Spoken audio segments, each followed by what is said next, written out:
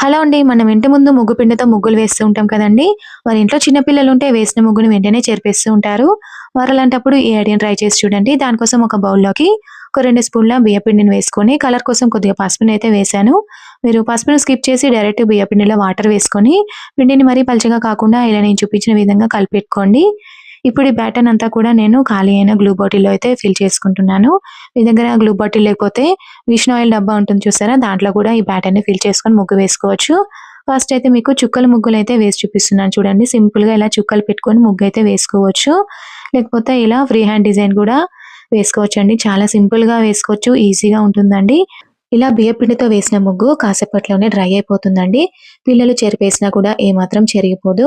ఇంకా ఈరోజు మనం ముగ్గు వేస్తే నెక్స్ట్ మార్నింగ్ వరకు ముగ్గు అలాగే ఉంటుంది. ఇంకెవరైనా చూసినా కూడా పెయింట్ వేశారా అన్నట్టుగా కనిపిస్తుందండి. మరి మీరు కూడా ఒకసారి ఇలా ట్రై చేసి చూడండి. మరి ఈ ఐడియా మీకు నచ్చితే ఒక లైక్ ఇవ్వండి. Thank you for watching.